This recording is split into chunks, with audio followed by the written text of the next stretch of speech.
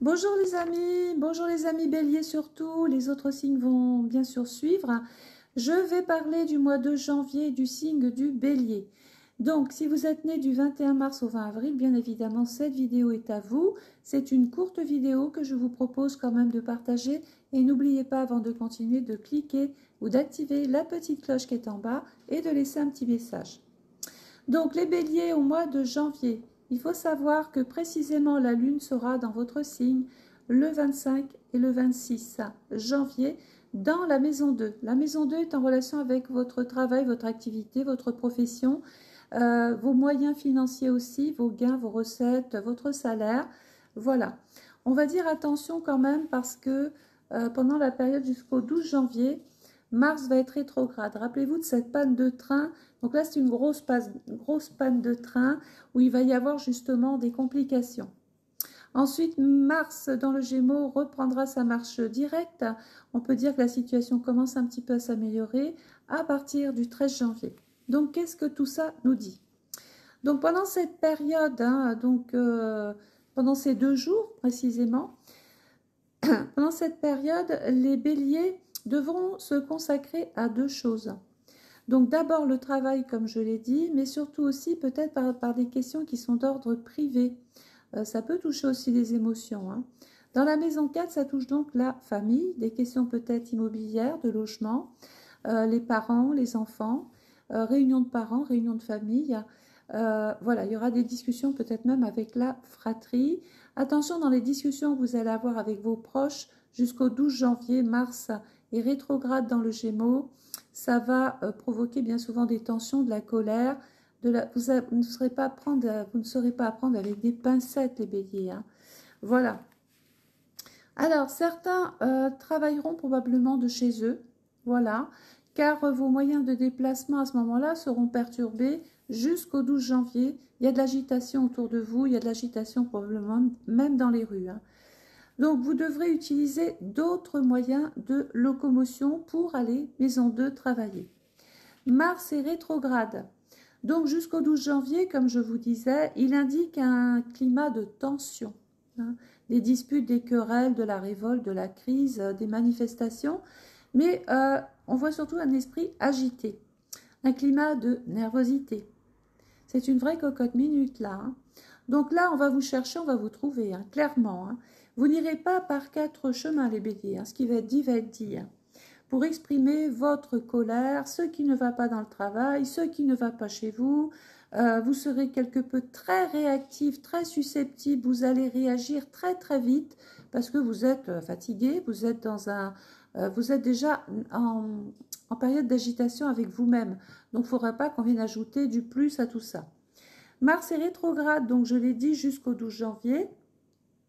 On va aussi faire attention à ne pas se blesser aux coupures, aux accidents domestiques, aux incidents. Donc là, je vous invite même à être très vigilant et prudent sur la route, hein. Voilà.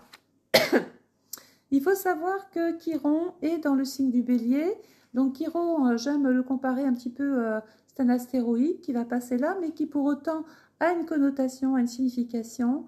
Chiron, c'est le médecin, il dit j'ai mal. Et où est-ce que j'ai mal? Dans mon travail. Donc ça veut dire qu'il y a une sorte de malaise, hein, il y a une sorte de problème par rapport à l'activité professionnelle, de toute façon même tout janvier, mais surtout pour vous, pendant les 2 jours qui sont cités.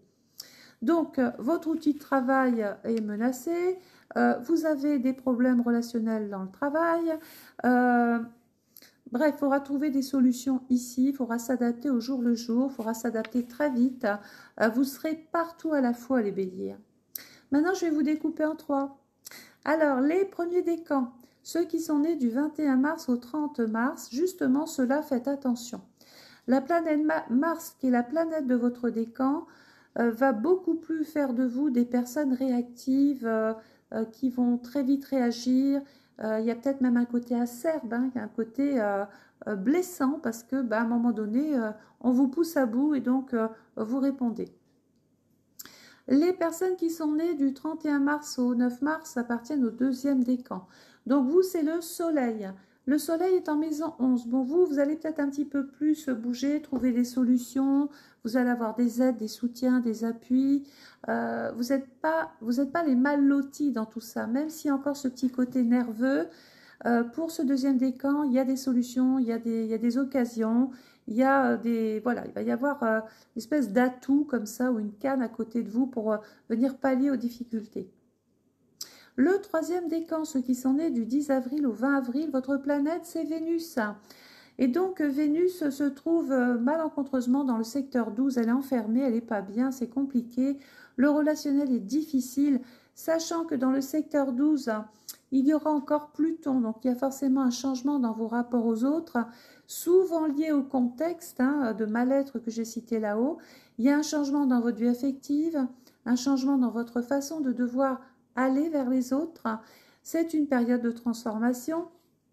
On essaye ici de trouver des solutions, on se bat, on œuvre pour un équilibre, pour retrouver de l'harmonie, même dans son couple.